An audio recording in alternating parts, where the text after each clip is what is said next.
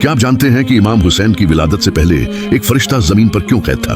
वह कौन सा फरिश्ता था जिसके पर टूटे हुए थे? उसने ऐसी कौन सी लग़ज़िश की थी जिसकी वजह से वह आसमान से महरूम हो गया? और सबसे बढ़कर यह कि इमाम हुसैन की पैदाइश का उस फरिश्ते से क्या ताल्लुक था? वह इमाम हुसैन की विलादत के वक्त ही क्यों आजाद हुआ?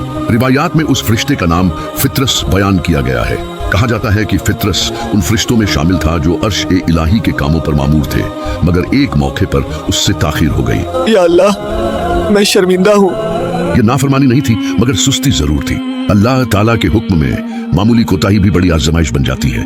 चुनांचे फित्रस के पर ले लिए गए और उसे जमीन के एक जजीरे में भेज दिया गया। सदियों तक फित्रस उसी हाल में रहा, न आसमान, न परवाज, न वह मकाम जो कभी उसका था।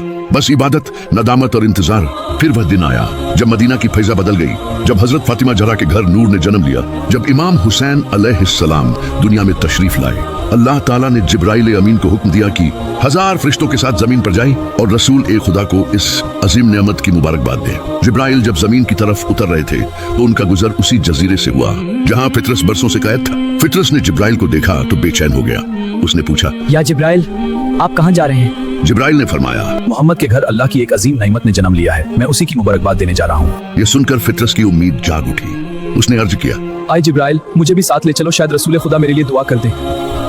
यहाँ एक और सवाल पैदा होता है, आखिर फित्रस को उम्मीद इमाम हुसैन से ही क्यों बंधी? क्या ये इत्तिफाक था या अल्लाह ने पहले ही इमाम हुसैन को शिफा, रहमत और निजात का वसीला बना दिया था? जिब्राइल फित्रस को साथ ले आए, लेकिन अदब की वजह से उसे बाहर ठहराया गया। तुम यहाँ पे ठहरो, मैं रसूलुल्लाह से इजाजत लेकर आता हूँ। जी कबूल है।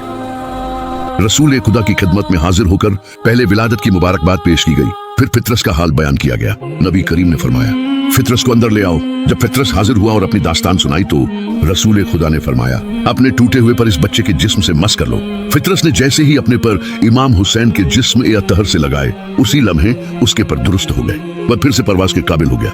यह सिर्फ एक फरिश्ते की शिफा नहीं थी, यह ऐलान था कि इमाम हुसैन रहमत भी है और वसीला निजात भी। फित्रस ने आसमान की तरफ उड़ते हुए कहा, या रसूल अल्लाह, मैं क़यामत तक इमाम हुसैन के ज़ायरों का सलाम उन तक पहुँचाता रहूंगा।